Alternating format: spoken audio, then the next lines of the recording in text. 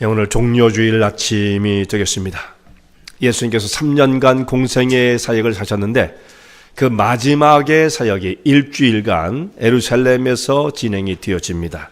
그 마지막 일주일 사역을 이루시기 위하여 제자들과 함께 예루살렘에 올라가신 그 날이 종료주일이 되어집니다. 이때 승리의 입성을 이루시게 되어지는데 이때의 예루살렘에는 6월절 절기를 지키기 위해서 올라온 각처에서 모여든 사람들이 예루살렘을 가득 메우고 있었습니다. 6월절이 이들이 지키는 절기 가운데 가장 의미 있는 절기죠. 나머지도 다 중요하지만 그래서 이때에 유대 지역은 물론이고 전 세계 당시 지중해 연안을 중심으로 한 모든 지역에 흩어져 있던 사람들이 이 절기를 지키기 위해서 예루살렘으로 몰려드는 그런 시간이었습니다. 그때 인파로 예루살렘이 붐비고 있었는데 예수님께서 가장 겸손한 자의 모습을 가지고 이 나귀를 타고 예수님께서 예루살렘에 올라오셨을 때에 사람들이 그 예루살렘 거리에 나와서 예수님을 열광적으로 환영을 했습니다. 자기들의 겉옷을 땅바닥에 펴고 왕이 행차하실 때 그런 모습을 가지고 경배를 하고 왕을 높이는 거죠. 그런 모습처럼 자기의 겉옷을 이게 두루마리 같이 이게 펼쳐져 있는 그 옷을 이렇게 둘둘 말고 있는데 그것을 펼쳐서 땅에 펴고 또 어떤 사람들은 종려 가지를 끊어다가 그것을 가지를 흔들면서 왕의 행차를 찬양하고 또 예수님의 그 승리의 입성을 환호하게 되었습니다. 이 모습을 지켜보고 있던 바리새인들이 예수님께 나와서 항의를 했어요. 선생이요, 어떻게 이런 일들을 일어나는 걸 보고 가만히 계십니까? 그렇게 항의했던 이유는 이런 환호, 백성들이 저렇게 모여서 열광적으로 찬송하다시피 하는 것, 찬양을 드리는 이 모습은 사람이 받을 수 있는 그 환호의 모습이 아닙니다. 이건 하나님만이 받을 수 있을 터인데 어째 당시는 백성들이 저렇게 하는 일들을 가만히 보고만 계십니까? 이건 잘못된 겁니다. 이렇게 항의를 했던 거예요. 어떻게 보면 그들의 입장에서 그런 말을 할 만도 했겠죠. 예수님이 어떤 분인지를 잘 모르니까. 근데 예수님께서 이들의 항의를 들으시고 뭐라고 말씀하십니까? 내버려 두어라. 저들이 저렇게 환호하고 찬양하는 것 뭐가 잘못됐어? 하나도 잘못된 것이 없다. 만일 저들이 잠잠하면 돌들이 소리를 지를 것이다. 돌들이 일어나서 찬양을 할 것이다. 그러니 그런 일을 보고 싶지 않거든. 내버려 두어라. 이렇게 예수님께서 말씀하신 거예요. 이게 무슨 뜻입니까? 지금 예수님을 향해서 드려주고 있는 환호가 당연하다는 거예요. 마땅하다는 것입니다. 하나님께 드려줘야 할 그 환호가 예수님을 향해서 드려졌을 때 예수님은 그것을 거부하지 않으셨던 것이죠. 왜냐하면 지금 예루살렘에 올라가신 예수님의 그 신분은 만왕의 왕이 되시고 하나님의 아들 되시며 온 세계 모든 만물을 지으시고 다스리시는 역사의 주인 되신 분으로서 승리의 입성을 예루살렘의 그 모습으로 올라가신 거예요. 그 예수님께서는 이들의 그 찬송을 받으실 만한 분이시라는 것을 부인하지 않으신 겁니다. 그러니까 이 모습을 통해서 예수님은 본인 스스로가 나는 메시아야, 하나님의 아들이야, 나를 믿어야 돼 이렇게 말씀하신 적은 없으시지만 여러 가지 모습으로 예수님은 본인이 하나님의 아들 되심을 여러 번 증명을 하신 거예요. 간접적으로 또한 표현을 하십니다. 지금 이 모습이 본인의 신분을 사실 간접적으로 표현하신 거죠. 내버려 두어라. 저들이 잠잠하면 돌들이 소리를 지를 것이다. 이것은 이것보다 더 뚜렷하게 사실 예수님의 신분을 나타내는 말씀이 없는 거죠. 하나님의 아들 되심을 드러내고 있다라는 말씀입니다.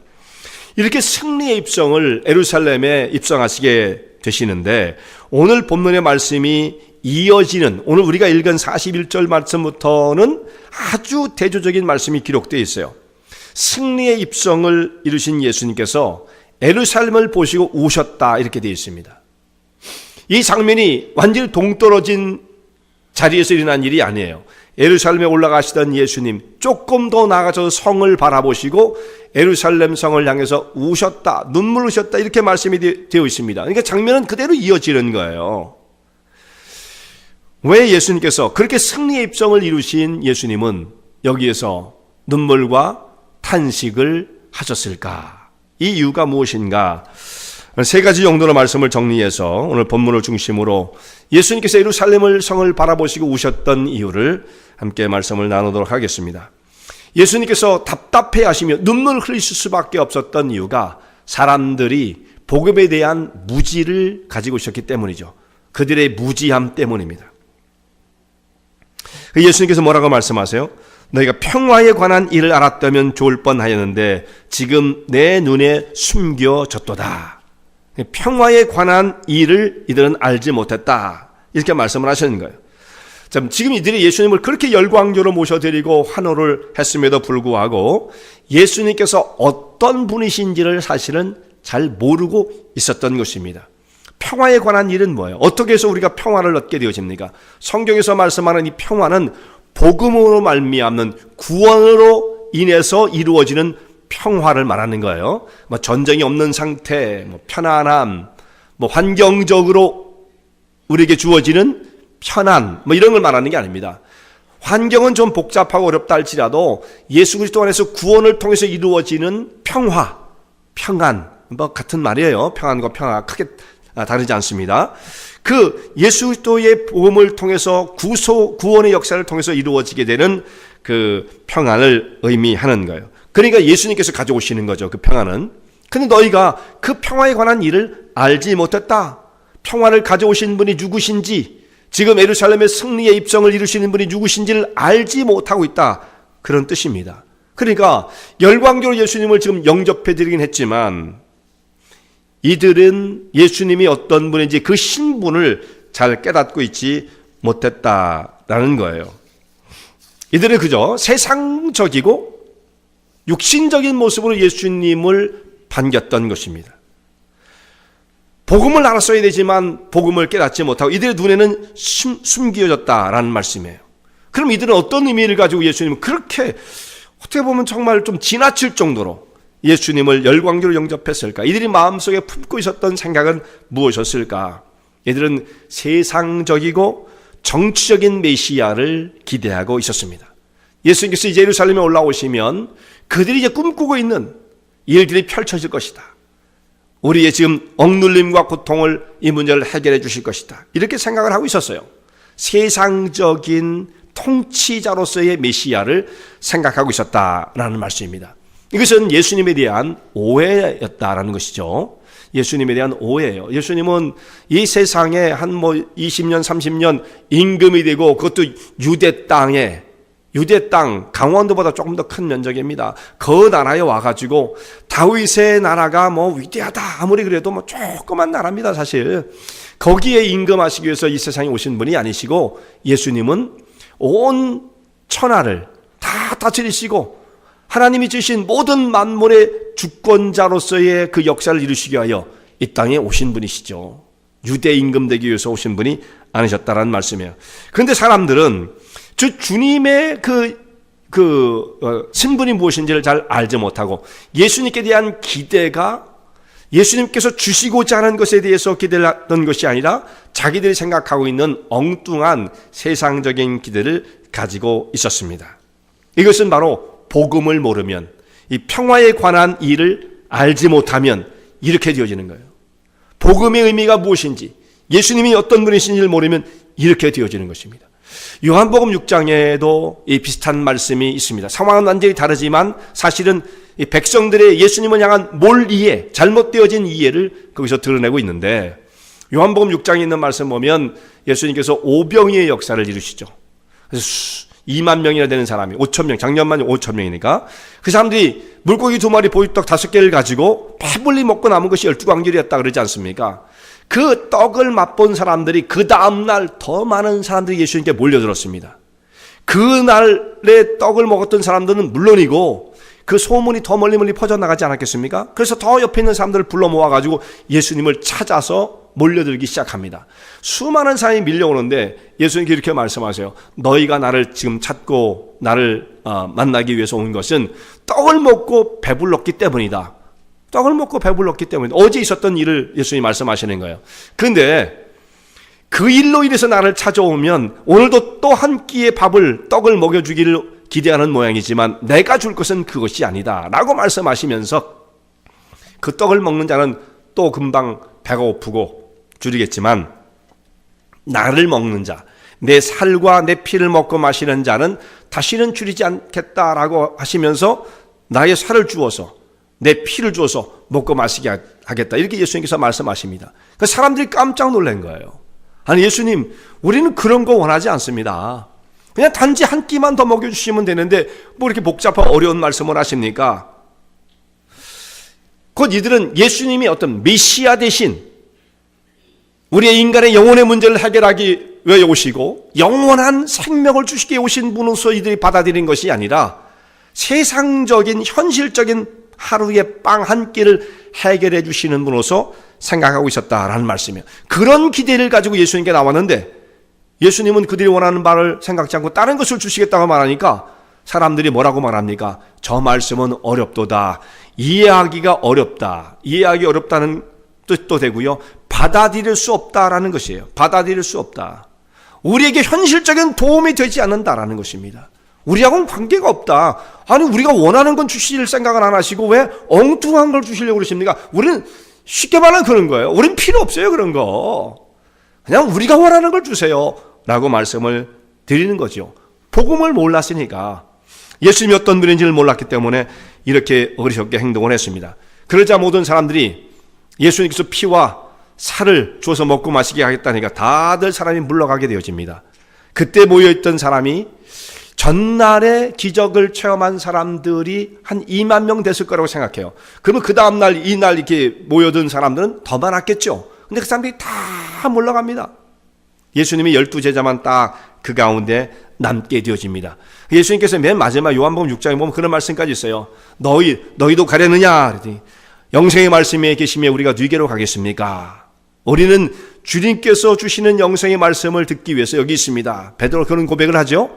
근데 예수님께서 뭐라고 또 덧붙이시냐면 너희들 가운데 하나, 모든 사람이 다 내게 그 말씀을 듣기 위해서 있는 것은 아니다. 그 중에 하나는 막인이라. 예수님이 이렇게 말씀까지 하세요. 그러니까 12명조차도 다 예수님을 다 알았던 건 아니에요. 예수님의 제자들 가운데 그 중에 또 하나, 가룟 유다는 사실 예수님을 배반하고 예수님을 팔아넘긴 자가 되었던 것이죠. 현실적으로 이 세상에 예수님께서 어떤 빵의 문제, 이걸 해결해 주실 수 없는 것도 아니에요. 얼마든지 할 수 있지만 그 일을 위해서 오신 분은 아니었다라는 말씀입니다. 근데 사람이 복음을 모르게 되어지면, 하나님의 진리의 말씀에 대해서 잘 깨닫지 못하게 되어지면 남는 건 뭐겠어요? 우리 생각에 인간적인 생각만 남게 되어지는 거죠. 그렇게 세상적인 생각이 붙잡힌 사람들은 사람의 행동 패턴이 어떻게 나타나냐면 굉장히 즉흥적이고 감정적이에요.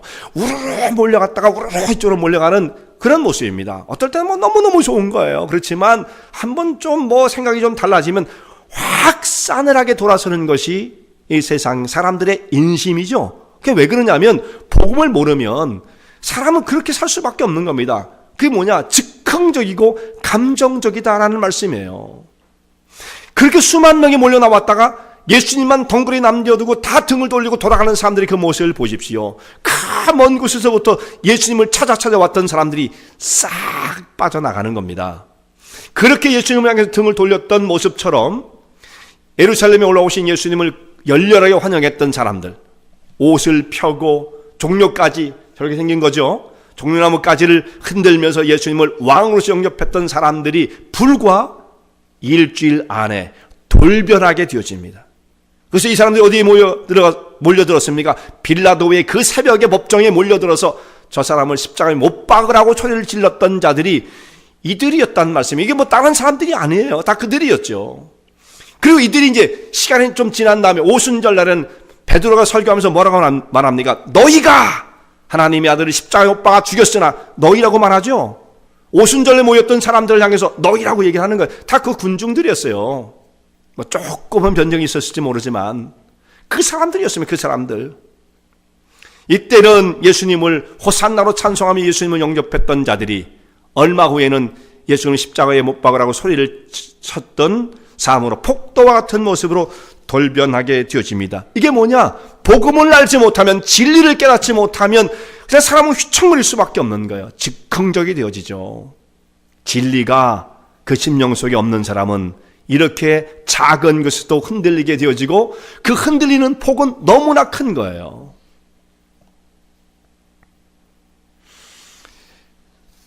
이렇게 주님께서 진리의 복음에 대하여 닫혀진 눈을 가진 사람들, 평화의 일을 알지 못하는 사람들을 인해서 안타까움을 가지고 사실 지금 눈물을 흘리시는 겁니다. 그 영혼들을 바라보시며 저렇게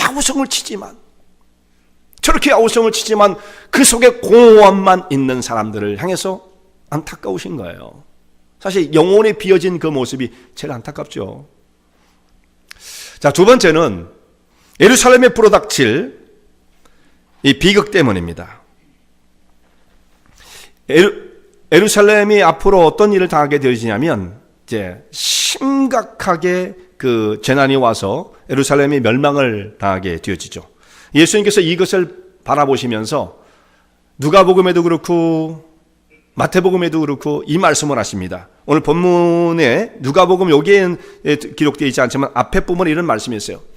예루살렘아 예루살렘아 선자들을 죽이고 내게 파송된 자들을 돌로 치는 자여 암탉이 제 새끼를 날개 아래 모음같이 내가 너희의 자녀를 모으려 함이 몇 번이냐 그러나 너희가 원치 아니하였도다. 이게 주님의 탄식의 말씀이에요. 예루살렘을 보호하고 그들을 생명 가운데로 이끌어서 예수님의 품 안에 그들을 품어 보호하기를 원하셨지만 이들은 그것을 원치 않았다. 그것을 거절한 자들이 되었다라는 말씀입니다. 이걸 안타까워하시는 거예요.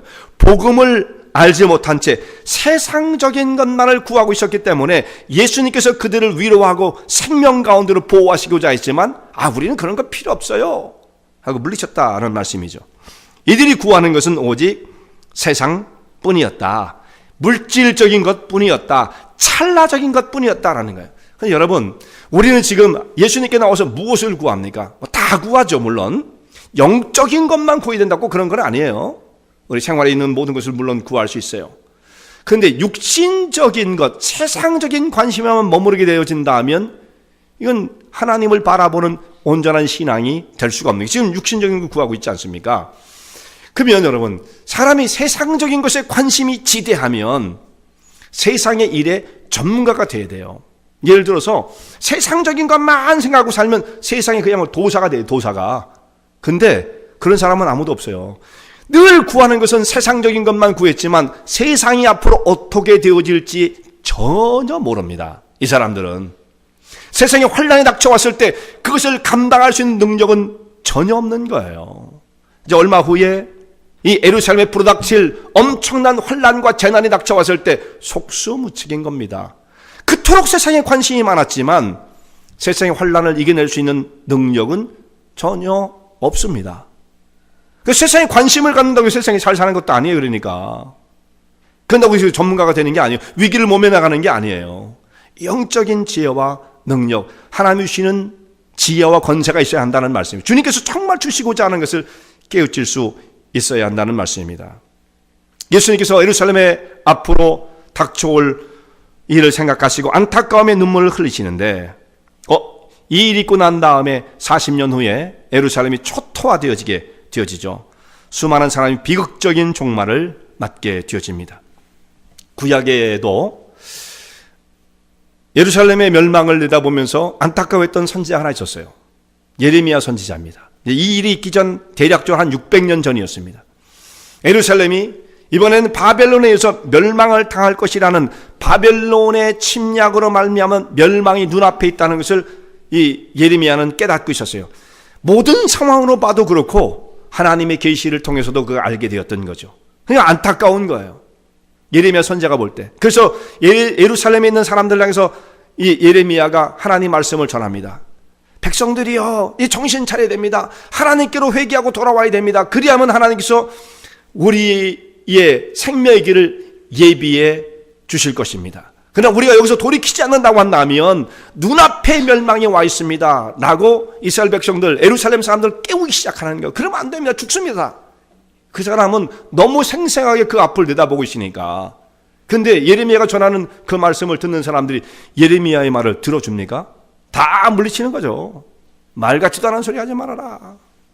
세상에서는 우리가 전문가야, 네가 뭘 알아, 뭐 이런 거죠. 그리고 듣기 싫어. 그러면 그래서 그 사람들을 붙잡아다가 오히려 예레미야를 붙잡아다 핍박을 하고 옥에 가두고 우물 속에 집어 던지고 얼마나 많은 핍박을 당했습니까?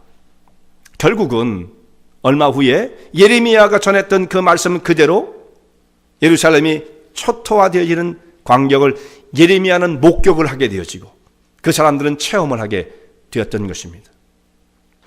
예수님께서 똑같은 모습이에요. 사실은 이제 얼마 후에 벌어질 예루살렘의 멸망, 예루살렘의 파괴를 바라보시고 지금 예루살렘 성을 안타까이 여기는 마음을 가지고 눈물을 흘리시는 거예요. 예루살렘에 예수님께서 입성하신 이후에 한 40년 정도가 지난 다음에 로마에 의해서 예루살렘이 멸망을 당하게 되어지는데요. 유대 사람들이 로마를 향해서 이제 반란을 이렇게 봉기를 하게 되어집니다. 이 유대 사람들은 이게 잘 어떤 나라 사람들에 의해서 다스려지기가 어려운 사람들이에요. 좀 거칩니다, 사람들이. 그러니까 순종적이고 굴종적인 사람들이 못 돼요. 그 전에 애굽에서 종살이 할 때는 그게 아주 체질화되어 있었죠.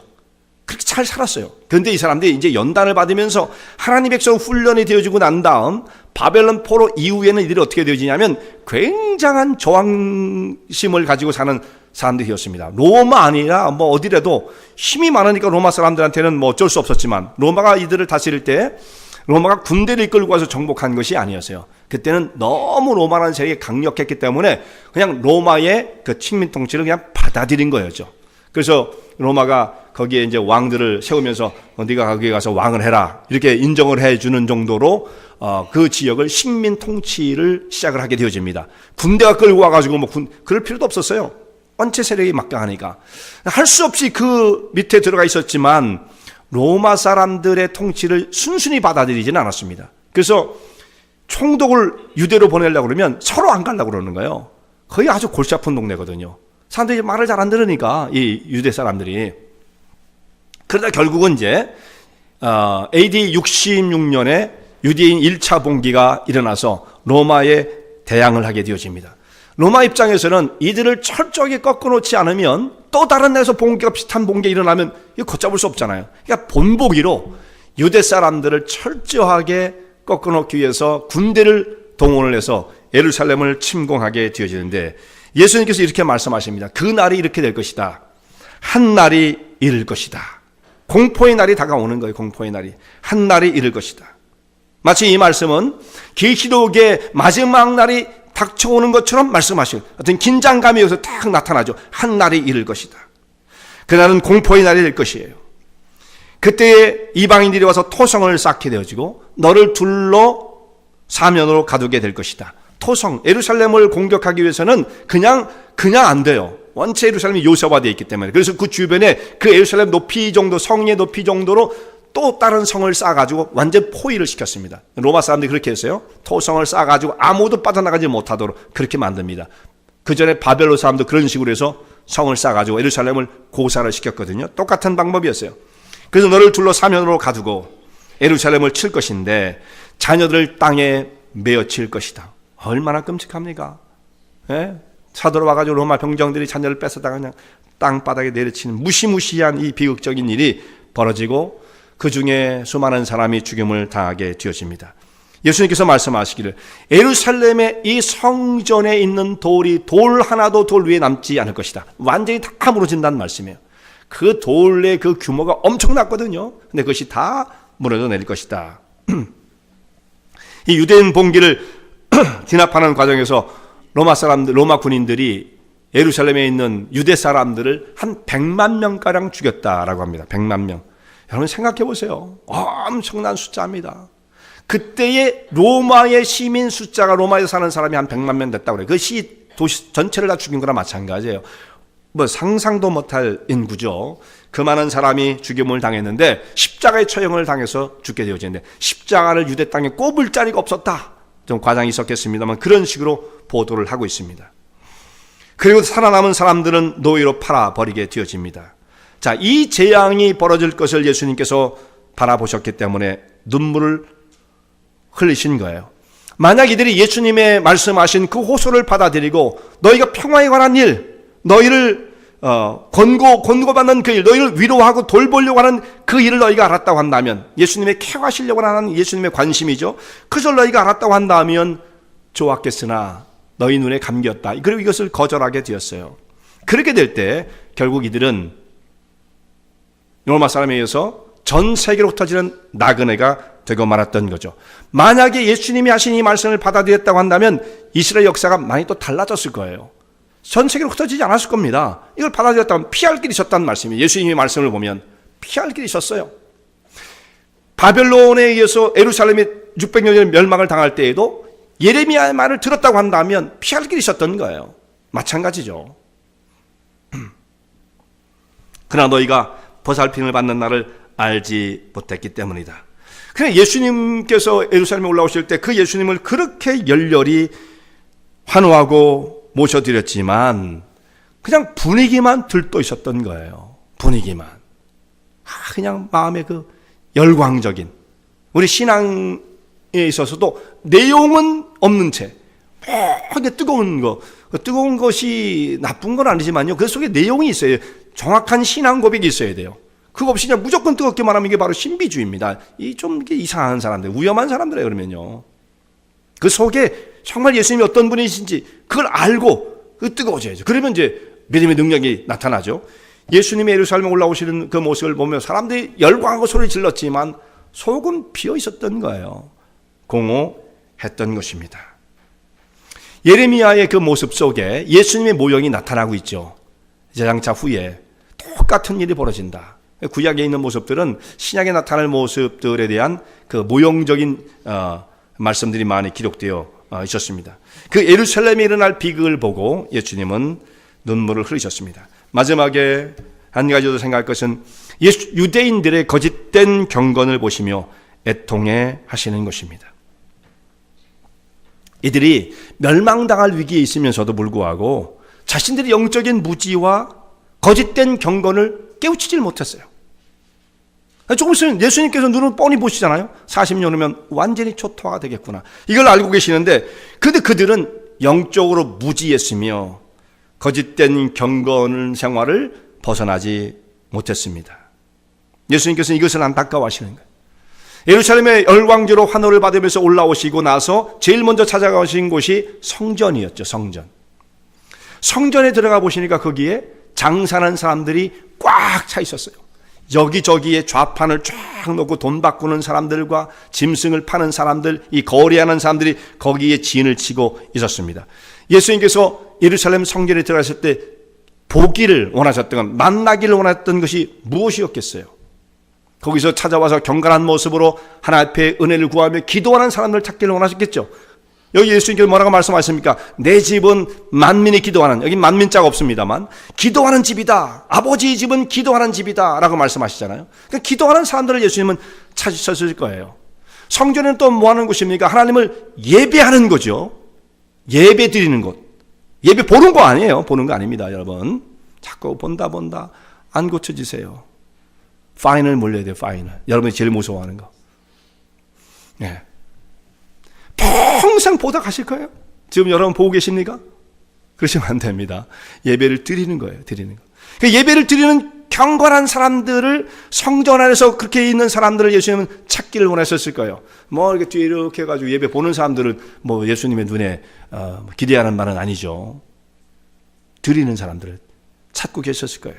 그런데 예수님께서 찾기를 원하시는 이런 사람들은 성전 가운데 어디를 찾아봐도 찾을 수가 없고 순 도적대들이 성전을 채우고 있었습니다. 도적대가 그냥 우글우글한 거예요. 그래서 뭐라고 말씀하십니까? 아버지의 기도하는 집이 되어야 할 텐데 너희는 강도의 소굴을 만들었도다. 무시무시한 말씀을 하시는 거죠. 성전이 장사하는 곳이 되었어요. 예배가 있는 곳이 아니고 종교 지도자들의 그들의 이기심을 채우는, 탐심을 채우는 것이 되어버리고 말았습니다. 멀리서 예루살렘의 절기 때 사람들이 몰려들었다고 그랬죠. 유대 사람들은 1년에 한 번씩 성전세를 내야 하며, 성전세 반세길씩 내는 성전세가 있어요. 그 성전세를 그냥 내는 것이 아니라 돈을 바꿔서 내야 돼요. 밖에서 뭐 이것저것 다 사 먹던 세속적인 것으로 썼던 그 돈을 성전에 집어넣을 수가 없다 이거예요. 그래서 신령한 돈으로 바꿔야 돼요. 그들의 어떤 명목은 그랬습니다. 이 과정에서 환전을 하면서 돈이 이제 많이 비싸지게 되는 거죠. 뿐만 아니라 이들이 또 하나님 앞에 예배를 드릴 때 제물을 가져와야 되는데 옆에서 뭐 아무데나 키우던 그 양이나 염소를 끌고 오면 안 돼요. 여기 성전에서 받아주는 제물은 성전에서 허가해 준 것만 받을 수가 있어요. 그러니까 그렇게 뭐든지 독점을 하면 엄청난 폭리가 나오는 거잖아요. 부패가 일어나는 것이고, 그 성전을 중심으로 해서 이런 폭리와 부패가 일어나게 되었고, 그 모든 이권을 제사장들과 성전을 중심으로 해서 세력을 잡은 자들이 이것을 다 챙기고 있었습니다. 참 안타까운 일이죠. 이렇게 웅장한, 전 세계 어느 곳에 내놔도 가장 웅장한 성전이 서 있었던 이 예루살렘에 헤롯이 지은 이 성전은 46년 동안 지었다고 그랬죠. 그 땅에 예수님께서 지금 이 성전에 올라오신, 예루살렘에 올라오신 그 시대, 한 대략적으로 AD 한 30년경, 이때에는 전 세계 최고의 건물이 이 헤롯 성전이었어요. 로마에 가도 이 정도의 건물에 비교할 만한 것이 없었습니다. 그만큼 뛰어난 아름다운 웅장한 건물이었다.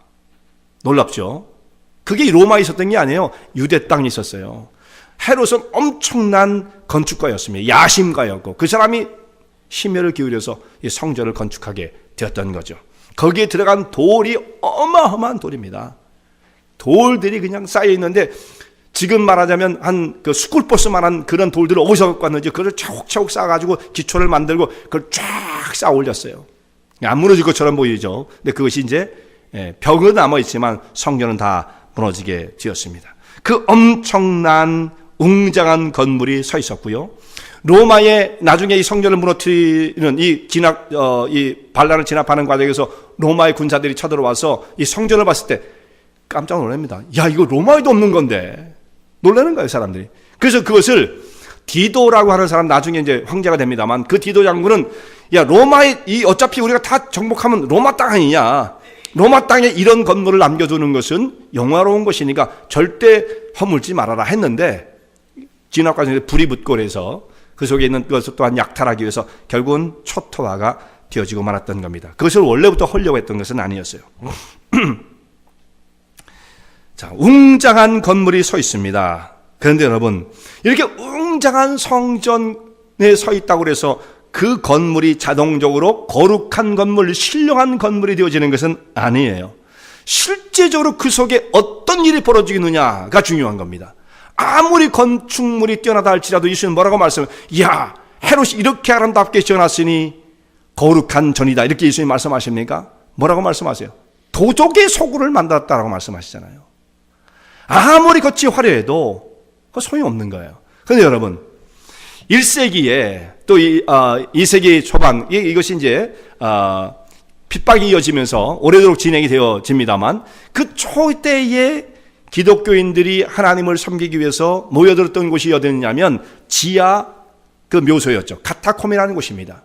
이곳에 가서 사람들이 숨어서, 로마 사람들이 찾아오지 못하도록 숨어서 이들이 하나님을 경배했습니다. 그게 지하 무덤이에요. 미로처럼 되어 있습니다. 잘못 들어가면 빠져나오질 못한대요. 지금도 그렇답니다. 로마에 거기 가면, 가보신 분들이 계시겠지만, 저는 못 갔어요. 거기에 로마는. 그 지하로 들어가면요, 안내원은 꼭 따라가야지. 안내원 안 따라가면 못 나온대요. 저랑 같이 가셔야 돼요. 그러니까요. 못 나온대요. 그 정도로 미로가 돼가지고 그런 지하 묘소에 숨어서 하나님을 경배했던 거예요. 그게 어떤 장소입니까? 시체가 썩는 곳입니다. 무덤입니다. 그러나 하나님 백성들이 거기에 모여서 하나님을 찬양하고 경배하는 예배드리는 장소가 되어지면 신령한 장소가 되어지는 거예요. 그러니까 건축물이 어떻게 지었느냐가 성격을 규정하는 게 아니에요. 그 속에서 어떤 일이 벌어지고 있느냐라는 거죠.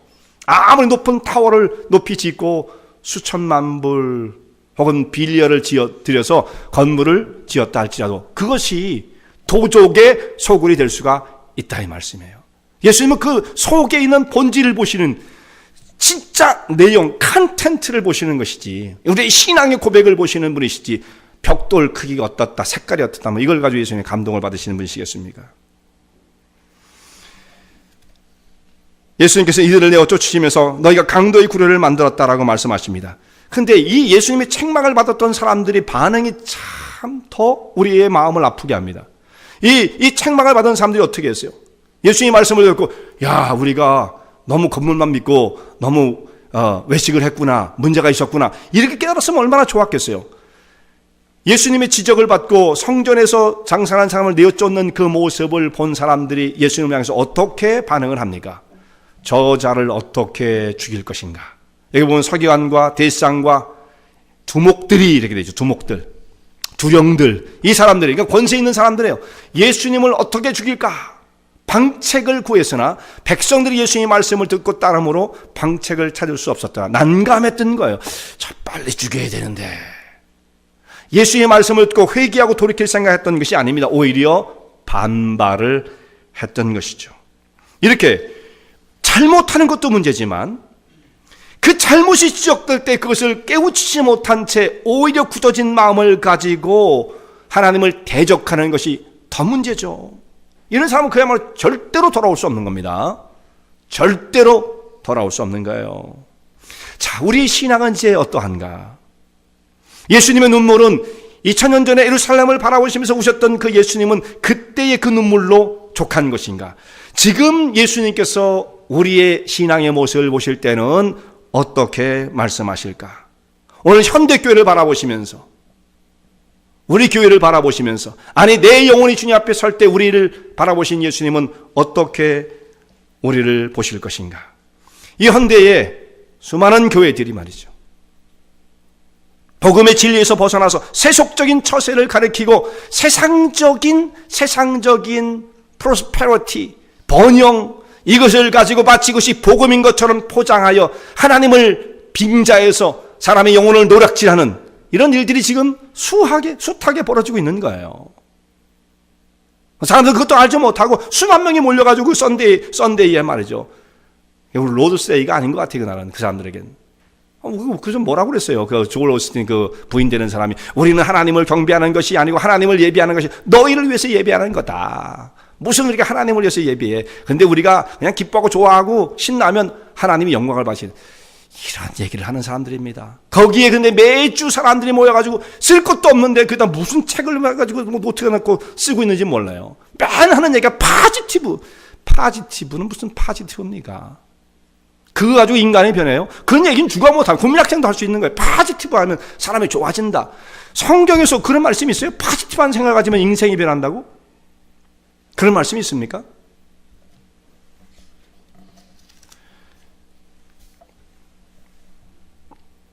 예수님께서 오늘 우리 교회에 찾아오신다면 우리를 어떻게 말씀하실까? 우리는 정말 주님을 만날 수 있는 준비가 되어 있는 사람인가? 예수님께서 이렇게 말씀하십니다. 인자가 올 때에 믿음을 보겠느냐? 믿음 가진 사람을 만날 수 있겠느냐? 참 안타까운 것은 예수님이 그렇게 아주 부정적으로 말씀하셨어요. 정말 믿는 사람을 내가 이 땅에서 만날 수 있을까? 예수님이 오시는 그때에, 교회가 그렇게 많이 섰는데 예수님 믿는 사람을 못 찾으시겠어요? 근데 보니까 말이죠, 지난주에 우리 살펴본 말씀처럼 사람들이 어디에 넘어갑니까? 선동에. 불신앙적인 것에 선동에 넘어가잖아요. 하나님 약속을 끝까지 못 붙잡지 않습니까? 그 많은 사람이 10명의 불신에 찬 복을 듣고 백성들이 다 글로 몰려갔죠. 그 단 두 사람만, 여호수아와 갈렙만 하나님 약속을 믿고 우리는 들어갈 수 있다 끝까지 외쳤던 사람 두 사람밖에 없었어요. 그러니까 믿음은 모조리티에 속한 게 아니더라고요. 주로 소수의 사람들, 그들이 순수한 신앙을 간직하는 남은 자들이 있는 거예요. 남은 자들이 허름한 곳에서, 저 시골 아무것도 모르는 데서 무명의 사람들이 모이는 것 같지만 거기에 정말 참다운 신자가 있을 수가 있는 거예요. 화려한 전을 지어놓고 크리스탈로 지어놓고 엄청난 파이프 올갱을 가지고 예배를 드린다고 하나님이 기뻐하시는 것은 아니다라는 거죠. 그게 바로 헤롯이 지어놨던 궁전하고 그 성전하고 다를 바가 없다라는 말씀입니다. 정말 우리가 하나님 앞에 어떻게 해야 신앙의 인정을 받을 수가 있을 것인가? 예루살렘에서 성전에서 제사가 드려진다고 해서 예수님께서 그것을 보고 감동을 받으신 것은 아니었다는 말씀입니다. 우리가 주님 앞에 나와서 지금 예배를 드리는 순간 오늘 물론 전 대단해요. 정말 대단한 겁니다, 여러분. 이 눈을 뚫고 못 오신 분들이 있잖아요. 근데 이 눈을 뚫고 오셨다. 이게 대단한 거예요. 그러나 그거를 예수님께서 끝까지 대단한 것으로 봐주시면 좋은데, 예수님은 물론 그건 대단하다만 그 속에 무엇가 담겼느냐가 해요. 만약에 대단하다는 것을 자랑하려면 그것은 별로 의미가 없습니다. 정말 예수님을 의지하고 말씀을 깨닫고 진리 가운데 서기를 원하는 간절함과 갈급함을 가진 그 진실한 고백이 있는 사람들, 그 예배를 받으시는 거죠. 난 눈이 그렇게 오는데도 나 교회 갔었어. 대단하죠. No. 그게 다는 아니다 이 말씀이에요. 그것으로 만족하지 마세요. 여러분, 그 정도면 우린 참 열심히 하는 거죠, 물론.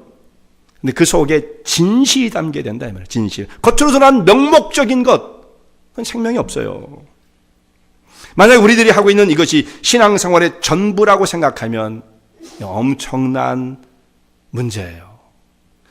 많은 사람이 이러죠. 하루하루 형식 속에 머무르면서 신앙으로 산다고 생각하는 거예요. 교회 액티비티에 참여하면서 이것을 마치 신앙으로 착각하고 있는 거예요. 그러면서 우리가 하나님을 앞에서 헌신하고 믿음의 길을 걸어가야 되지 않겠습니까? 라고 말하면 우리가 어떻게 여기서 어떻게 더 할 수가 있어요? 자기의 신앙의 리밋을 딱 거놓고 헌신을 딱 제한시켜 놓고 더 이상은 안 돼. 나는 여기서 한 발자국도 움직일 수 없어. 우리 보고 어떤 뭐 어떻게 더 하라는 거야? 이 말하면 됐지. 내 형편을 보라고. 어쩔 수 없어요. 만약에 우리가 그런 모습으로 편할 줄 모르는 그런 상태라고 한다면, 예루살렘 성전에 모여서 그렇게 형식적으로 무의미한 피를 흘리며 제사를 드렸던 그 수만 명 수백만의 사람들의 그 제사보다 더 나을 것이 무엇이 있겠습니까? 예수님께서는 그런 사람을 바라보시면서 눈물을 흘리시는 거예요. 그런 사람을 바라보시면서 그것으로 만족하고 그것이 다라고 하는 사람들을 향해서 눈물을 흘리시는 것입니다. 예수님께서 내 집은 만민이 기도하는 집이라고 말씀하십니다. 예수님께서 십자가의 고난을 짊어지신 것은 바로 그런 병든 영혼들을 고치시기 위해서, 자기 중심적으로만 모든 것을 품고 살아가는 사람들의 그 병든 영혼을 고치시기 위해서 골고다 십자가의 길을 걸어가신 것입니다. 예수님께서 의인을 위해서 죽으신 것이 아니라 자기를 위해서 살려고 하는 사람들의 그 몸부림을 보시고, 그건 아니야, 그게 길이 아니야, 나를 따라와라. 그래서 예수님께서 십자가의 길을 걸어가신 것입니다. 우리의 죄악의 짐을 다 짊어지시고 고난의 길을 걸어가신 것입니다. 주님 앞에 겸손한 마음을 가지고 회개의 무릎을 꿇고 자기 십자가를 지고 예수님을 따라가는 주의 종들 되시기를 바랍니다.